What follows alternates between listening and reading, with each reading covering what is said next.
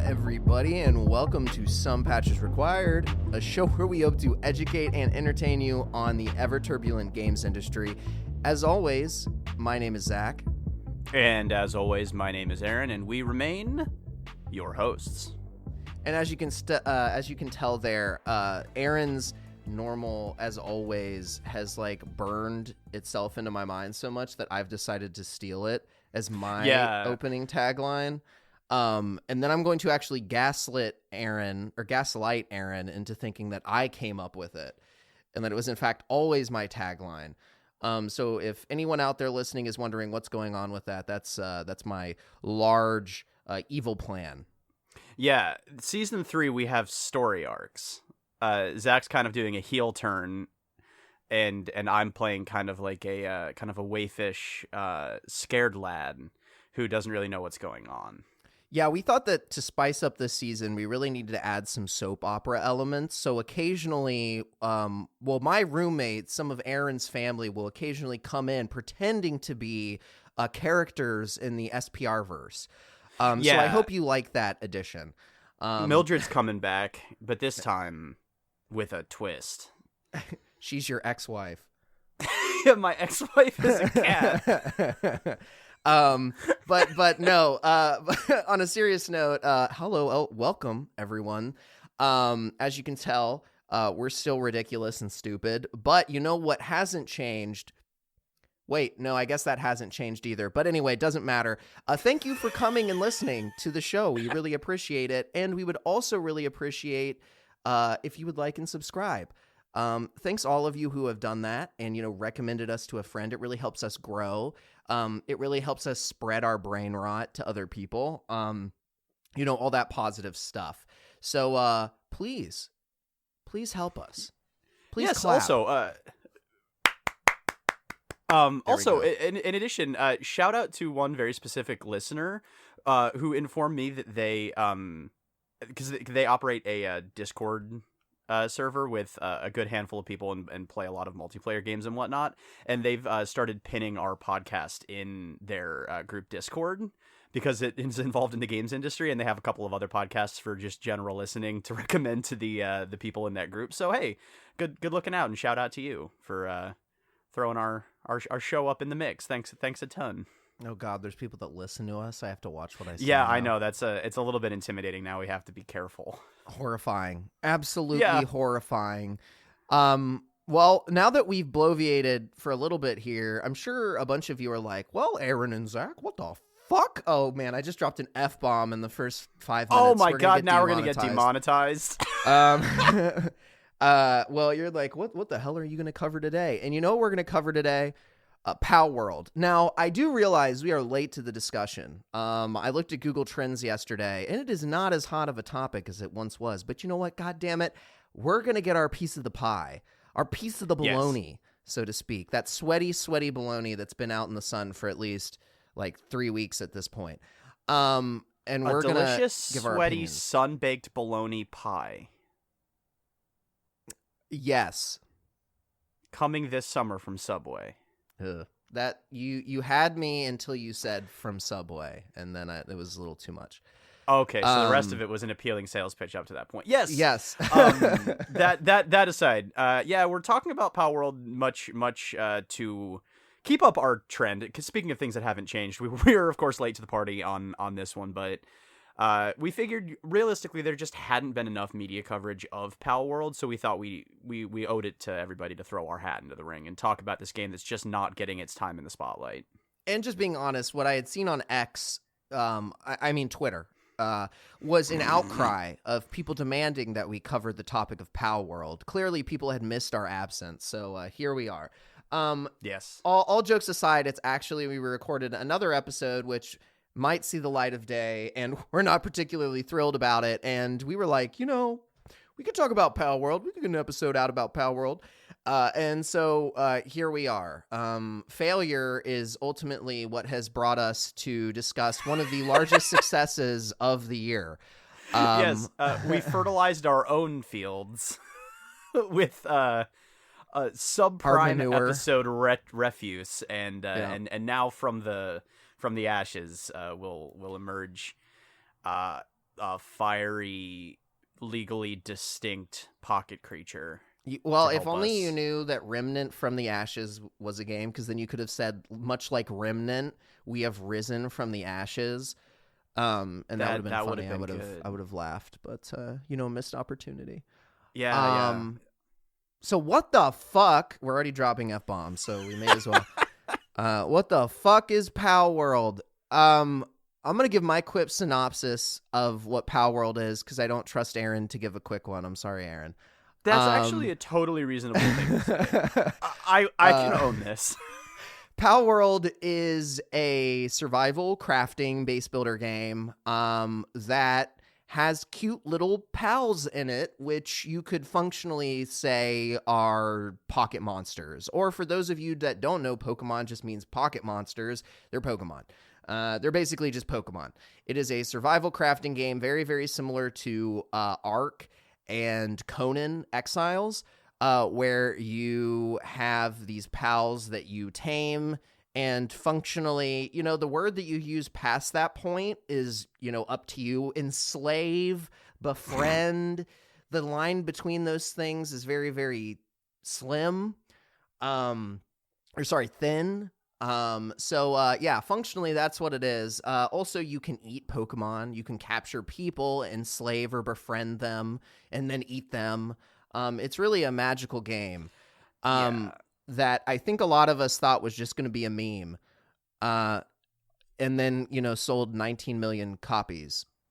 Yeah, it's a 19 million copy level meme. Yeah, so, I mean, the tagline that's been kind of thrown out there is Pokemon with guns, which kind of gets to the gist of the game. Has a fairly dark, twisted sense of humor.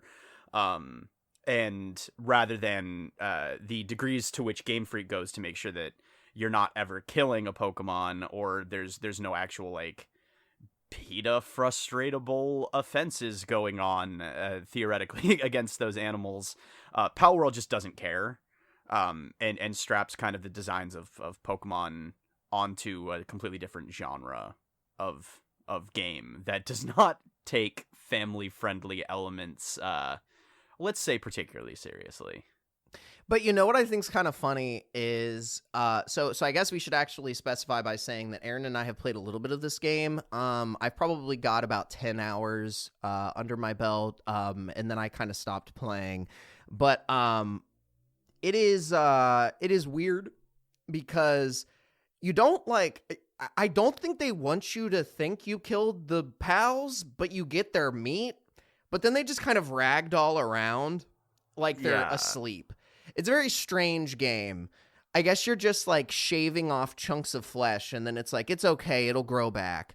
I don't know. Well, I legitimately, I think some of that might be owed to the fact that the game it's very early access, right? Like it does not look like a finished game to me at all. So I'm willing to say that, like, it's possible that if they let some of their, let's say, a little bit more ornery workers do some gnarly death animations or something, they might have done that, but who the hell knows? Maybe it's just the fact that it is weird and funny is enough to lean into the game's sense of humor.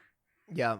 Well, I definitely think that it's funny. We're talking about early access now, perhaps in a more negative a situation than we did last week. Although some would argue in a more positive situation. So I think what I would like to start this discussion off, now that we've kind of discussed, a little bit about what Palworld is, I'll ask you, Aaron, what you would rate the game here in a second.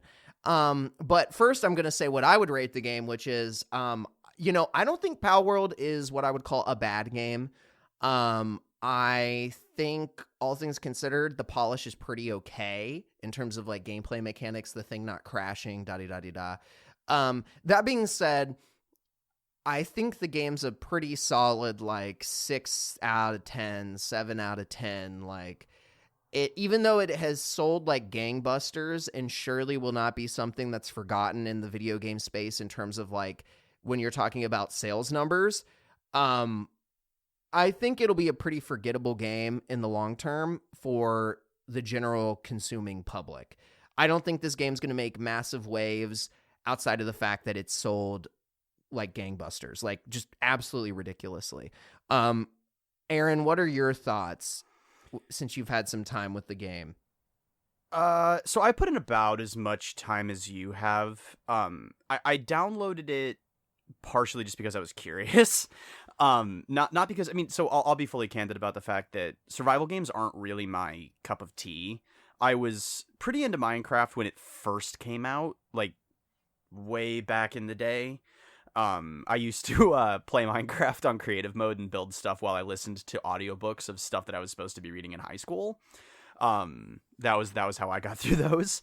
But the entire survival genre has never really been something that has a ton of appeal to me. So with that bias out of the way, I think Palworld is like, it's the first game that maybe not the first game, but it's one of those rare games that I think almost just is the sum of its parts. It never really coalesces into anything that feels like a particularly written game, if that makes any sense. Like or authored, I guess is a better word for it, where there are games where you can really feel the mark of the developers put on it. It has its own very distinct identity, and you know it's not lacking in character. Palworld is lacking in character. It does not have an original bone in its body. It is very, very overtly borrowed mechanics from other games, kind of slapdashly put together into a functioning framework for a game. So on a technical level, it hasn't crashed on me. It functions. The UI is capable, but ultimately it feels like the stamina gliding and climbing system from Breath of the Wild mixed with the map system from Breath of the Wild mixed with the crafting system from this mixed with the designs from Pokemon. So it all comes together to be like, ultimately for me, I think it's like a 4 or a 5. It's not a bad game. Again, my review scale is wonky in that 5 is not like terrible. It doesn't start at 10 and go down whenever something is wrong. 5 is just like, it's a game and it's right there to me.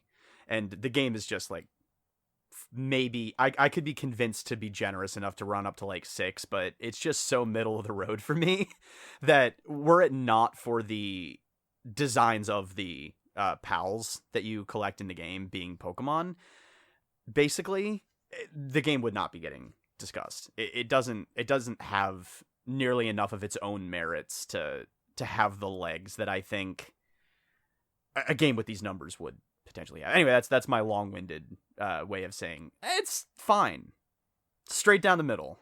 Yep. But it's taped together. It is a DIY popsicle stick house of a game that functions without ever really excelling, in my opinion. I think I struggle a lot with this game because after reading up on it, I really struggle between the fact that everything in this game is basically a battle-tested system from another game, sometimes visually from another game. And I always struggle because there is a component of like, this is kind of smart to take the ideas from other games that we know that work and then to mash them together into something that could be like a cohesive experience. And I will say, Aaron, in this case, I know it's not really like your bread and butter, but just based on how successful the game is, and it still has about 350,000, 360,000 concurrent players last time I looked, so last night on Steam. So like clearly it's still doing well. And apparently retention hasn't been awful, although I did see some Forbes articles talking about like player drop and whatnot. So anyway, I'm struggling because it's like, I do think there is a level of talent in looking at different systems and then being like, these are successful. I think all of these, when pushed together into this Lego amalgamation, would be a fun experience. I think there's some legitimate talent involved in being able to spot mechanics and then mash them together into something that's fun. Right. My struggle with that is that, okay, so I guess I should say first, and I know you know this, Aaron, but like there is not an original thing that exists in games at this point, because everything is basically like copied from things that, you know, like X game was inspired by. Like, for example, 90% of games have been inspired by D&D. Like, it's just the reality. D&D has birthed so many different game ideas, especially if you look at like RPGs and whatnot. So clearly, like, some form of, I'm just going to say plagiarism, that's not really the right word, is going to be around in everything, right? Some form of copying. I think my struggle with Palworld is that it's not just that it copies, it's that it doesn't really even go the next step of then making it its own. Everything feels very disjointed artistically. Yes. I think that's my biggest thing. The UI, I don't think you've played Arc, but if you have, then I apologize. But I have not. Your assumption was correct. The UI is the same as Arc. So for the level up tree in the game, it's like literally the exact same UI as Arc. Not art. It is functionally the same UI art as Arc. It's like the same color, the same layout, all of that kind of stuff. As we've already mentioned, like a lot of the Pokemon have pals, see my point right there. A lot of the pals look very much like Pokemon designs. Whether it crosses into the plagiarism category is up for debate. But you know, it clearly, like, they went for a very inspired art style. And so I think I struggle with the game just because, like, so much of it is borrowed and so little of it seems to be their unique artistic vision. And so I have a hard time giving them too much kudos for that exact reason. I like the Legos metaphor in the sense that, like, if there is an artistic ambition to be respected inside of Palworld, and I cannot stress enough for anyone who has not played the game, how blatant, and I don't even necessarily mean this in a negative way, but how overtly it wears the fact that it's just Lego blocks from 4 or 5 different sets all kind of mashed together. You know what I mean? It doesn't have the artifice of someone disassembling the Millennium Falcon. It just has the artifice of somebody putting Harry Potter in the cockpit. Does that make sense? They didn't disassemble the sets to build something new, which would have a lot more creative merit. To me, they just took the parts and said, wouldn't it be fun if Harry Potter drove the Millennium Falcon? Which I guess is what you call it. Driving? Pretty sure it'd be flying. Piloting, yeah. There's a fancier term for it. But that's that. So the stamina bar straight from Breath of the Wild. Apparently the UI directly from Arc. It does come together to really feel like this. The actual, like, graphic design of the pals looks very much like Pokemon, but also doesn't match the terrain. And it doesn't match the character models, and the character models don't match the hype. Like, it looks like store-bought realistic assets that you could buy on the Unreal store or something like that. Like, look up Ancient Ruins, kind of vaguely Breath of the Wild inspired, and throw that in there, and then just put these kind of cartoonish, completely out of place, large or sometimes smaller creatures that just wander around. Nothing matches. It literally follows what I made fun of in one of the episodes, where it's this, like, or I think I made fun of this in one of the episodes. I've definitely made fun of it with friends. It's this idea that you can put anything in Unreal Engine and then call it a high fidelity game. It drives me insane. It literally just looks like, what if we book Pokemon in Unreal Engine? And then you don't change the art style for Pokemon, and you've got this hyper realistic terrain. Like, as a artist, an enjoyer of art, that drives me insane because it looks disjointed. I would even argue that the player models look disjointed from the Pokemon, which are disjointed from the environment. You have these very like 100% anime looking like player models, and then that are higher res and higher detailed, and then these Pokemon that are lower detailed, like a Pokemon game, and then a very detailed, realistic, comparatively environment. And it's just like, what in the fuck? Yeah. It's obvious that there was no unified art direction, which at the very least makes the visual presentation super clunky. Which just kind of shows you the seams between these different ideas that they all kind of mash together. So but the problem is the experience of playing the game is fine. well, yeah. So that's what I was actually about to say. Is all this really illustrates, Aaron, is that we're curmudgeonly. We're just assholes. Well, no, because it doesn't interrupt your game. So. Like, it's not so egregious that it ruins the game. Like, kids aren't going to care, or like most people are probably not going to care. But me as an art enjoyer, I'm like, this looks like shit. It's where we start talking about like the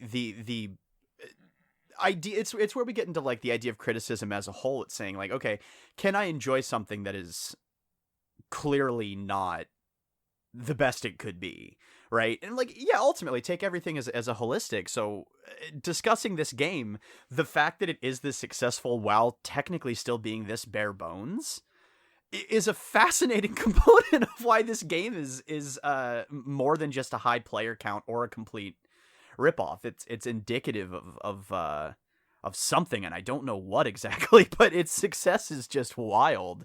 Yeah. But yeah, it is maybe the most obvious example of the idea that in creative work there's no such thing as an original idea anymore.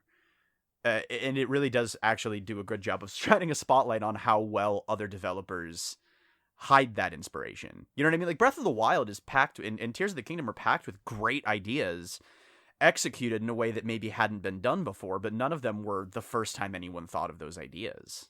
They were just designed into something that turned into magic. And that's, in my opinion, very different than just taking the entire system and slapping it on top of literally another system or next to another system. I think my issue, especially when you look at like the other games that Pocket Pair has done. So Pocket Pair is the studio that worked on the game, for those that don't know, is that they have a track record of basically remaking games that already exist with other components of other games.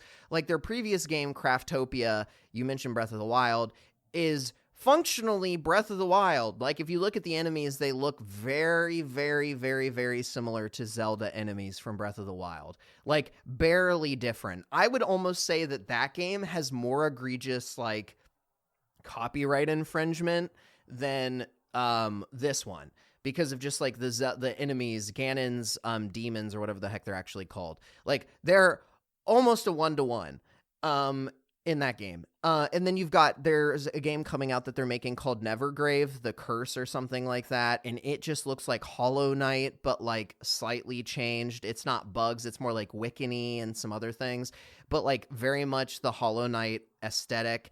And it's like they have just made a reputation for themselves by basically making the like B-rate version of these games that people love. I guess I can't call it B-rate if it sells 19 million copies, but like it's doesn't inspire a ton of positivity from me when it comes to creativity when they have this track record.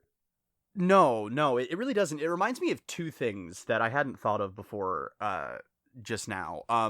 The first one is, I'm fine conceptually with there being like a video game version of The Asylum, if that makes any sense, right? Where The Asylum makes Atlantic Rim after Pacific Rim, and they do Sharknado and all of these movies that are just overtly not meant to be taken fully seriously. Yep. And they wear their borderline plagiaristic intent on their sleeves, and they're ridiculous, and they're made for $2, but they make a lot more than $2, and so it's a successful business model, and I'm fine with there being a video game version of that conceptually. Do you know what I mean? It's not a perfect comparison, but I'm fine with that. If this company wants to go outside and do some sort of like, and this probably played into its success, lean into that kind of counterculture movement and be like, well, Pokemon is so kid friendly, let's just add guns and fuck with it. I'm fine with that. Conceptually. But it does draw a comparison to something that we talked about now a good long while ago, which is Genshin Impact, which when it first came out was just making endless headlines for looking like a genre mashup with Breath of the Wild that wore its inspiration so hard on its sleeve that it was just a straight Breath of the Wild ripoff. And then the game came out and it was actually a surprisingly robust experience that had a lot of its own original ideas just with some Breath of the Wild presentation. And this is not exactly that.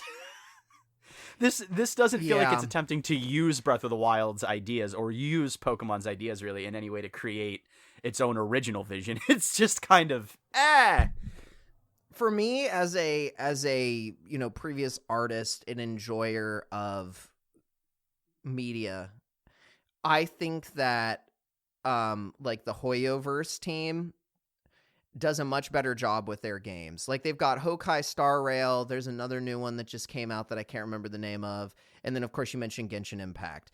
And I think all those games do a much better job of coming off as original works than anything that the Pocket Pair team has done. Right. And in addition to all of this, right, like the other thing that bugs me when it comes to, talking about inspiration versus, plagiarism, whatever, right, is that, and I have this quote as hearsay, as in I got it from a Michael Bellular News video, but in the video, he has this long quote from one of the founders of Pocket Pair, and granted, this is machine translated from Japanese, so there is the possibility that some of the intent is misconstrued just because, Japanese is a very different language than English, but functionally, the guy says that Nintendo has this really strong philosophy of creating these new, unique, and high-quality games, but that he has a bit of a different philosophy, which is deeply rooted in a desire for everyone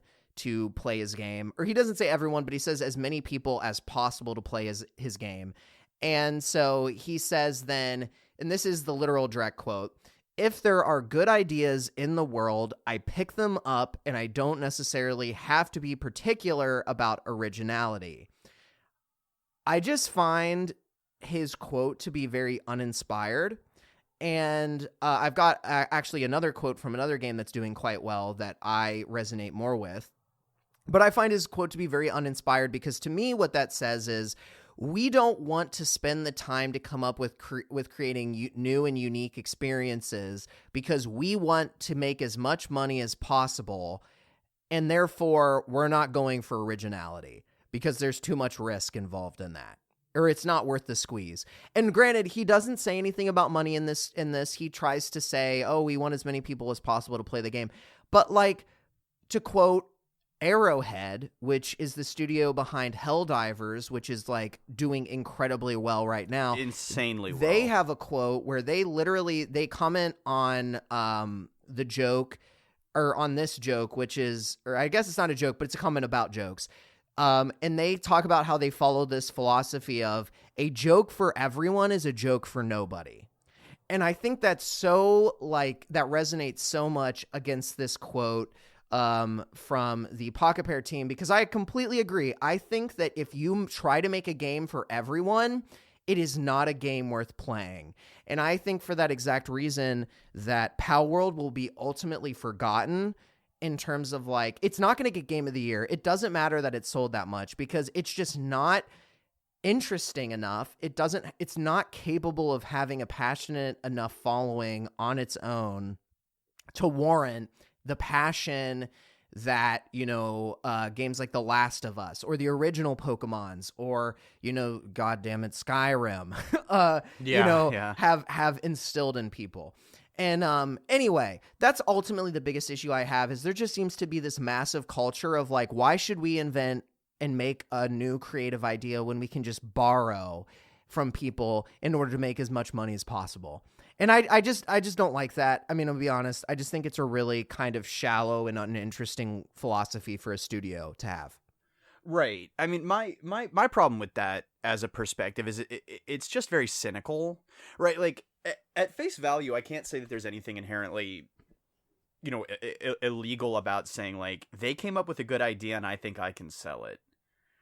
That's totally fine. I mean, that's what Apple does all the time with spatial computing, which is totally different from VR and AR. Anyway, keep going. Totally. No, it's totally distinct.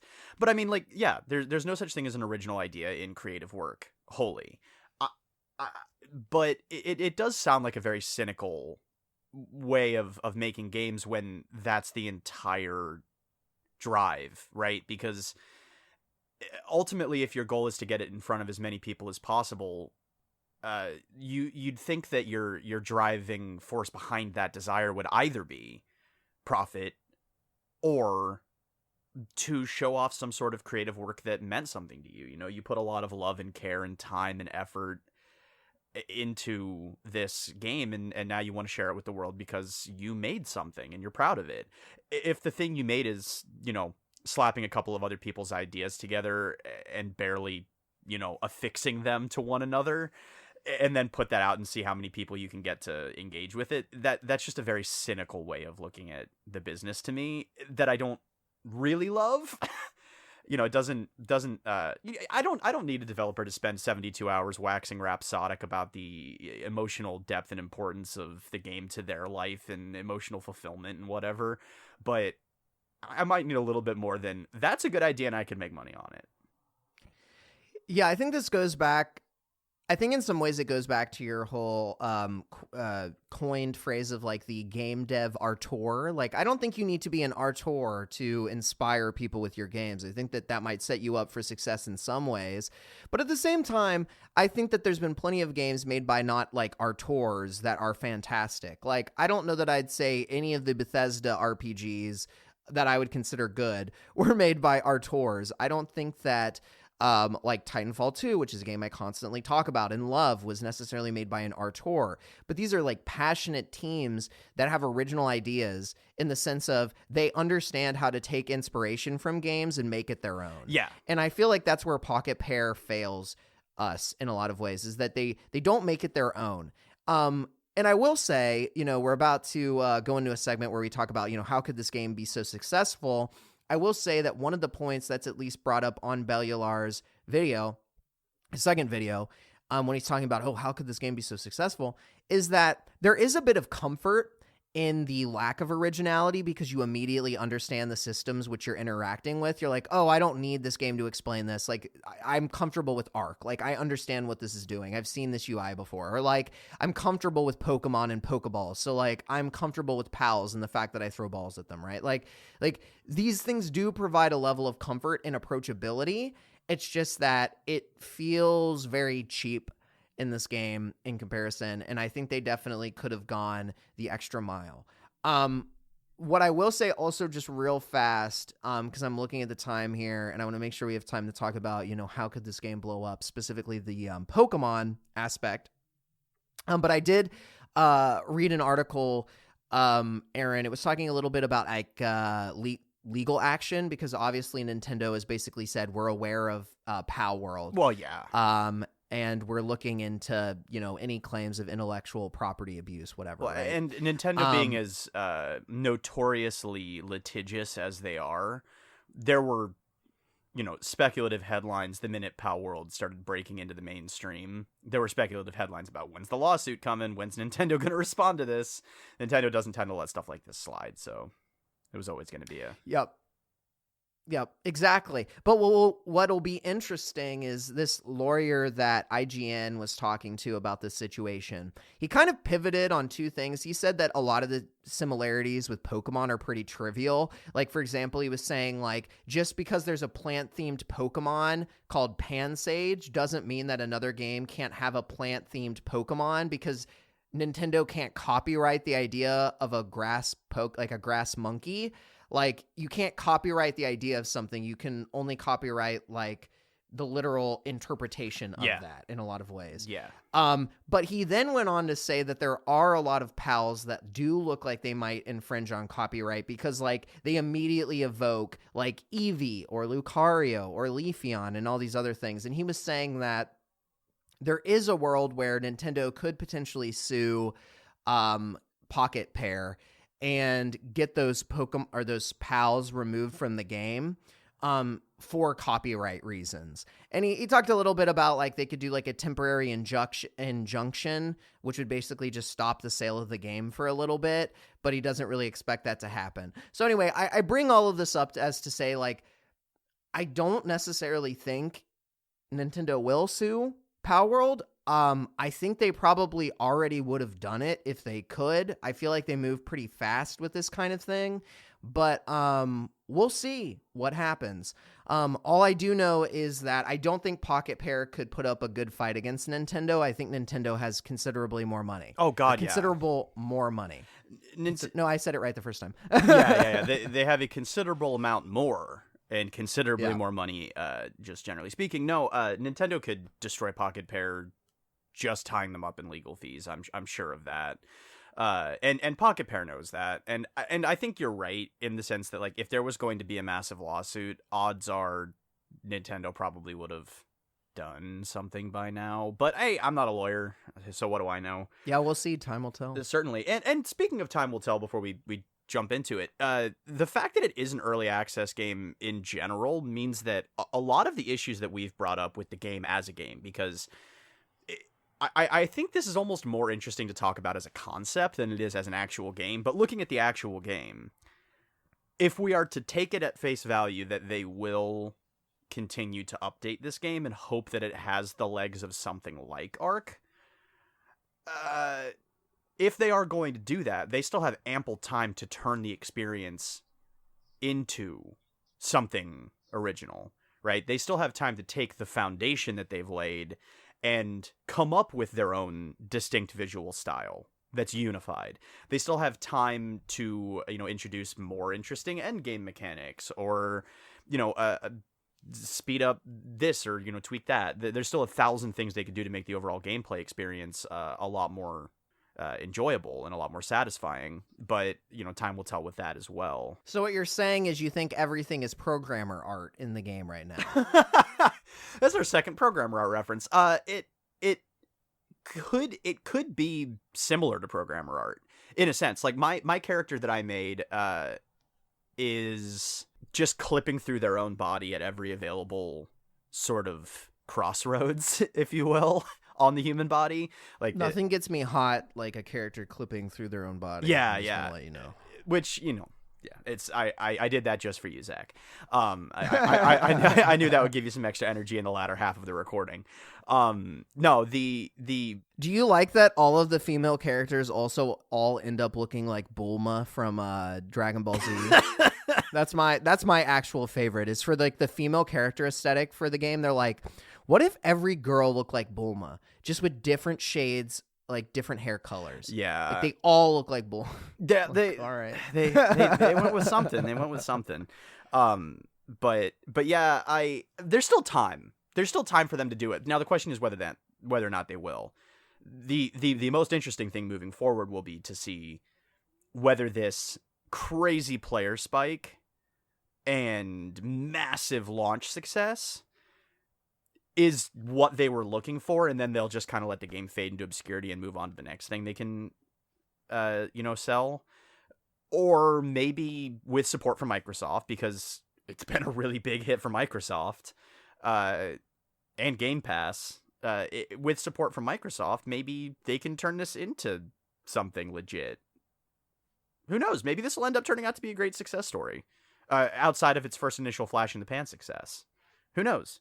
I don't know if I'm going to keep playing it, honestly. I mostly played past the first couple of hours, so I'd have more to say during this episode. So I'm not sure how much time I'll be spending with the game, after the next half hour of my life, but...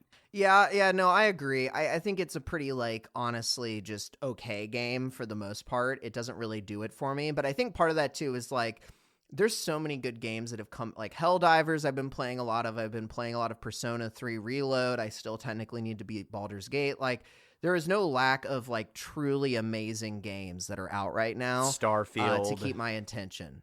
Yeah. Your favorite game. No, not Starfield. No. I not good.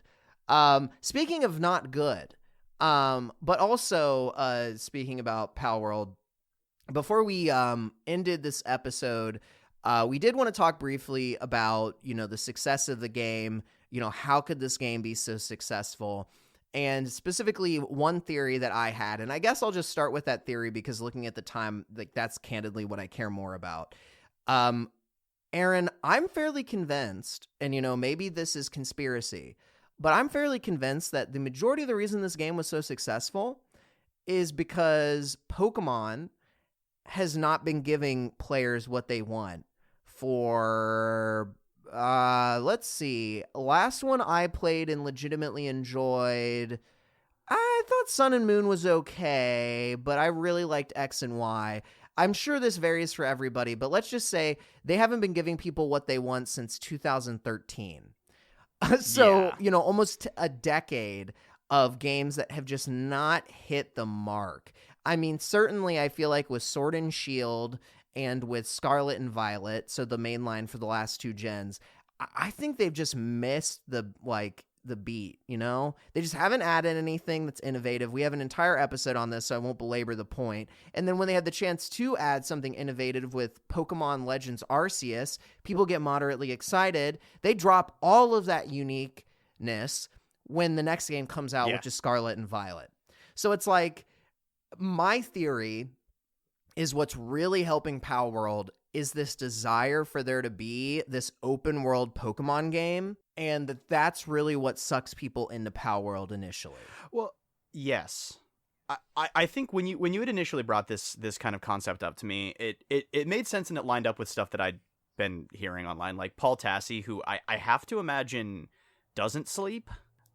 He's a writer for... He's a vampire. Very well, no, I mean, but he's also a day vampire then, because this dude just writes nonstop on Forbes, just like nonstop articles coming out of Paul Tassi. But that being beside the point, he did write an article talking about how Palworld was the Pokemon game he's wanted since the N64 generation. In some ways, and some of that is walking around an open environment, being able to just throw the ball and interact with the Pokemon directly, real-time battles, and, having those characters physically present with you while you're out exploring what should be an exciting world. Does it have any of the Game Freak polish, which is also, a questionable statement when we discuss Pokemon Scarlet and Violet, but and to some degrees Arceus or Arceus or however they want us to pronounce it. So yeah, ultimately, experientially, I found myself as a kid who used to walk around my yard with my dog and a tennis ball, pretending that my dog was a Pokemon. This game actually did scratch that itch for me, and Pokemon hasn't given me a particularly inventive new mechanic since Colosseum, which came out for the GameCube. Colosseum and XD Gale of Darkness are my two holdouts for the last legitimately innovative Pokemon games. And yeah, this game actually does scratch that itch for me. Just by slapping the idea of Pokemon into a completely different genre, I do get to walk around a cliffside and aim a Pokeball at a Pokemon and throw it. It feels like the closest realization I've gotten to that sort of kid dream. And Pokemon won't give that to me. So yes, I do think that plays a big part of it. Yeah, I think, similar to your point, I think people, and I'm mostly speaking for myself when I'm saying this and then projecting it on others, but I think there's a strong desire for there to be more engagement with your Pokemon in your party. And not feeding them berries or rubbing them. Yeah, it make the world feel more alive. Yeah. And, I'm not going to pretend like Palworld feels like this super alive world, but it feels just alive enough that it does it for you, for lack of a better way of putting it. And the idea that Game Freak couldn't make a Palworld-esque game, and, you know, I'm not saying they need guns, they don't need slavery, all this, you know, they don't need the factory components which come in at the end game, right?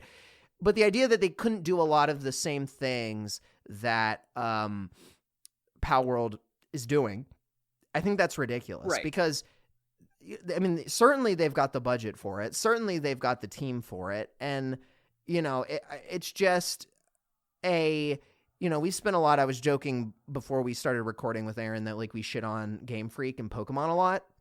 Well, we do, but it's because it's like people will...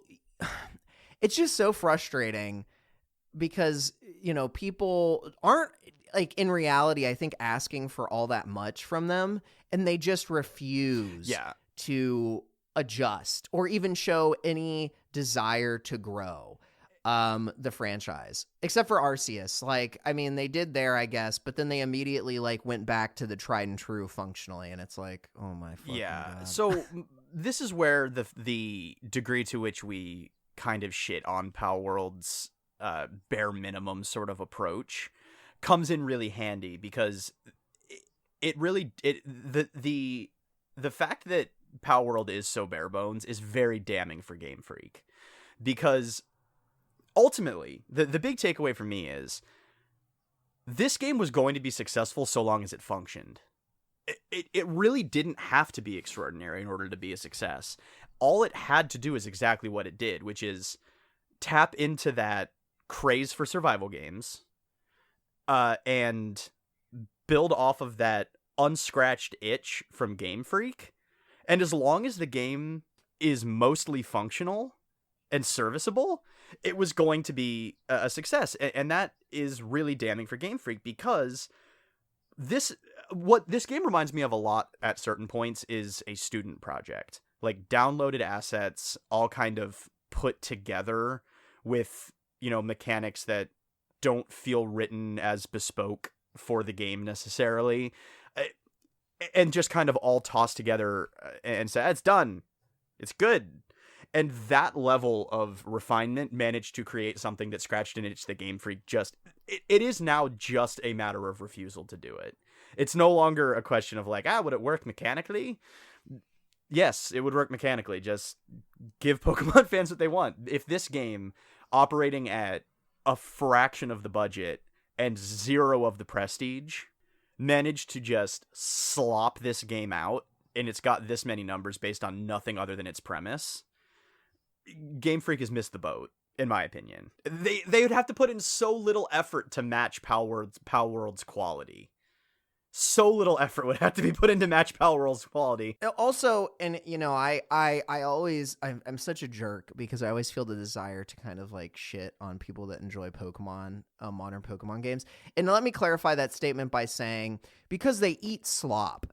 I'm sorry, but you do. Like, I've played the new Pokemon games, and people will defend Scarlet and Violet to their grave. And it's like, the game runs like shit. It's a horror story because of, like, the weird stop motion bullshit that happens. It barely runs on the damn Switch. And people, when it came out, like, immediately ran out to defend it. And, like, it's okay to enjoy things that are janky, but, like, it just makes everything so equally frustrating, because it's like, Pokemon fans will just, like, jump on anything that's, like, Pokemon-esque. You don't need to make these big innovations, which is why they haven't.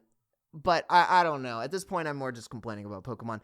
But what I'm hoping happens from all of this, right, that isn't me just rambling, is I'm hoping Game Freak looks and they go, that's a lot of money. $19 million, you know, that's a lot of money. Maybe we should...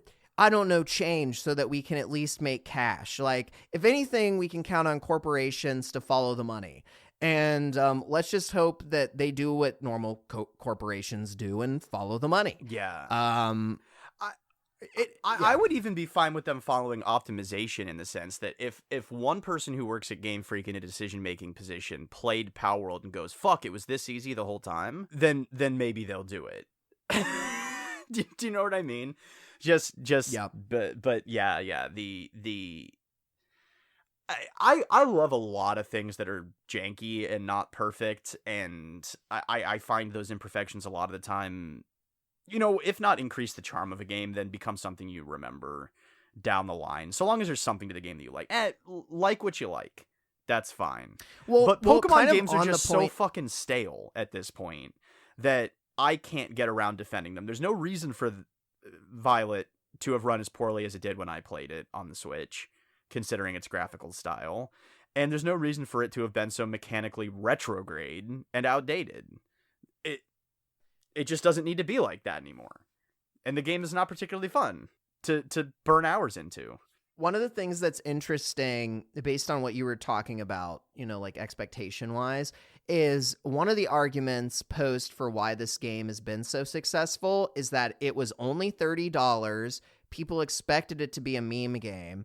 And, it really isn't a bad game. There are systems that combine in it. There is substance there. Yeah. And the idea that if you're just going in, you think it's going to be a meme game, it only costs $30. It's a lot easier to justify it being a good game when you only spend $30 and you also thought it was just going to be a meme game, and then it's actually a game. A decent game. Yeah. As opposed to a full price game. So the thing this was juxtaposed with was Kill the Justice League. Yeah. Right? Which is a game that I think at one point they wanted you to spend $100 on.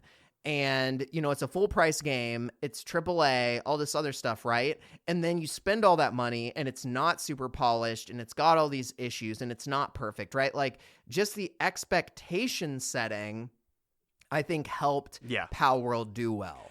Because the expectation was really low. So when it was actually a competent game, people were like, oh, well, this is actually kind of fun. And also, like, most people are playing with this with friends. Like most games are fun with friends, especially survival games, especially when they're goofy and ridiculous. Yeah. Like, you're going to build some memories with people playing Palworld. For sure. Like I won't pretend like that's not going to happen. No, I agree. I think again, that's why I said, like, ultimately the game didn't have to reinvent the wheel in order to be successful, and all it had to be was competent. Because once the narrative... We talked a lot in our ethics of the game leaks and everything about how the narrative surrounding information is arguably more important and impactful than the actual information itself. So, like, the narrative surrounding this game was always going to be more impactful than the game itself. So once the narrative took off about how it was Pokemon with guns... and you could actually run around and interact with the Pokemon, all the game had to be was competent. The rest of the work was done. If it had been an absolute disaster, it still probably would have hit a really high player count, but for a much shorter time. All the game had to be was competent. And they didn't, to their credit, they didn't shoot much higher than competent. So the game is totally fine, fun play. It's fine. But yeah, it was going to be a success. It was a phenomenal narrative, and it does scratch that Pokemon itch in a way that Pokemon just won't. I think I guess I can make this my kind of closing salvo here, because there's more about, why was this game able to be successful? Like the fact that, I mentioned some of the approachable thing. You had hinted, I think at one point, Aaron, that survival game genre just does really well. Yep. Like typically they get bought up super quick. And, technically the studio had, this wasn't their first rodeo. They had made Craftopia, right? Which was a very similar game. Dissatisfaction with Pokemon. But, kind of like my main ending point is, one, I'll be very curious to see what happens with Pokemon after this game, because I would like to see this inspire Game Freak to try harder than they have been. Especially with, such a clear indication that there is a market that's been underserved when it comes to more engaging Pokemon content. And it's a market outside of your core Pokemon players. Yeah, exactly. It shows people are willing to go elsewhere to get that itch, right? Yep. Scratched. So I think that's important.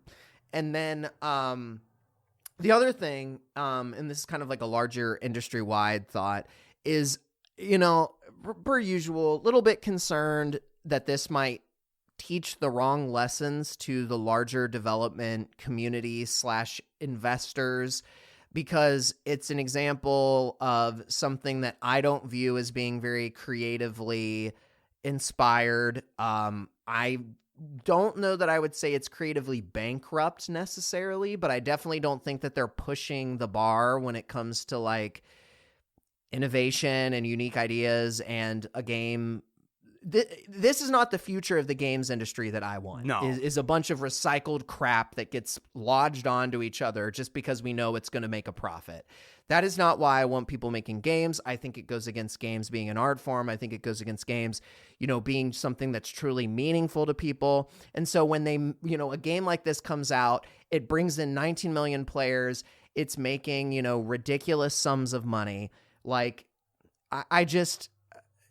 It concerns me that that's what investors are going to chase and that they're going to shoot down more unique projects that are more of a risk.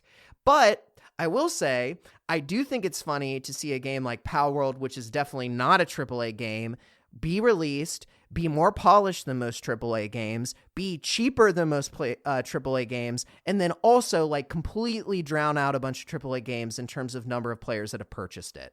And units sold. It is kind of funny. I think that's funny, and it further just illustrates AAA is not in a great spot. Anyway, that's my kind of end thought. Yeah, Aaron. no, I mean, realistically, I couldn't have said it better myself. I think there's a lot of kind of cool stuff going on with Palworld. I can get behind the existence of the game.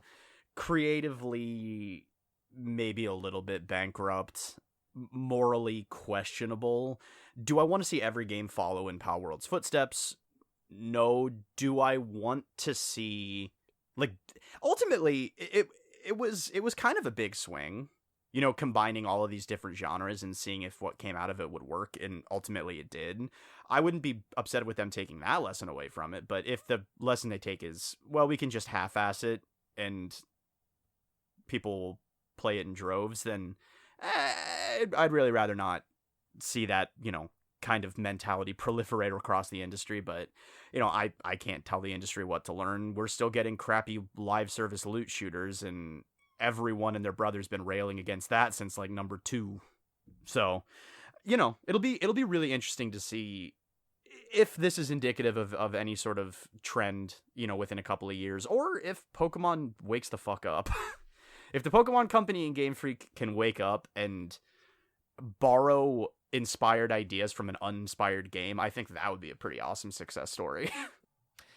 Yep, it'd be cool if that would happen. But time will tell what real impact Palworld has, or whether it just kind of fades off into being just a big hit in 2024, early 2024, that we all forget about by the end of the year. Because that's happened plenty of times. Oh, tons. Game comes out at the beginning of the year and then it just doesn't have the staying power. So ultimately, time will tell what ends up, happening there. But you know what's timeless? What's timeless? If you're ready for it, it's the great music of Beach Girl. Ah, I see what you did there. I truthfully did not expect it. Yeah. I did not expect you to put that right there. All right. I agree. I concur. Beach Girl is timeless. If you take this shit back to King Arthur's court, they're going to start jamming out to the best music they've ever heard. Beach Girl. Timeless. Timeless tunes for real America. Never mind. No, Beach Girl is the purveyor of our fine intro and outro music, as well as a full library of phenomenal tunes that you can listen to, supposing you like good sounds in your ears. Go ahead and find that anywhere fine digital music can be obtained, like SoundCloud, Bandcamp, Spotify. I usually come up with some sort of ridiculous one, but I'm pretty sure a good portion of it is also on YouTube, and a lot of people use YouTube for music. So I'll take it seriously this time. But yeah, check out Beach Girl. Listen to their music. Legit good times, good tunes, great country. It's not country. And much like King Arthur's court, you'll find E-Dougie art to be timeless as well, which is actually makes no sense what I just said. No. But regardless, okay. So yes, King Arthur and his court is actually alive to this very day, but so is E-Dougie's art.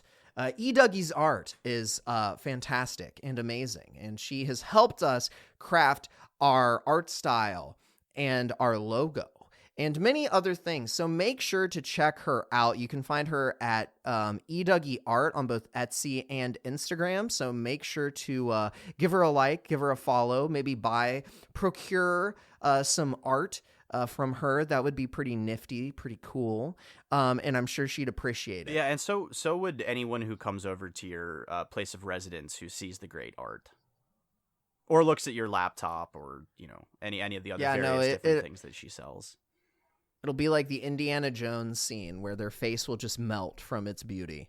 You may then need to explain to the cops why there is someone dead on your floor with a melted face, but that's not our problem to deal with. So, yes, that is on you. We are legally independent from any issues resulting from melted faces as a result of the good art and/or music. Stone patches required will not be liable for any kind of disfigurement or facial burns that happen. That result from the eDougie arts. I don't think I could ever talk that fast. I think most of those people get edited faster. You're probably right. eDougie art might cause depression, and no, I'm kidding. I'm gonna take yours and I'm gonna edit it super fast. As the disclaimer at the end of the episode. Speaking of which, I'm gonna go have a powerful sneeze, so I will bid you adieu and say goodbye. Goodbye, everybody. Have a good rest of your day.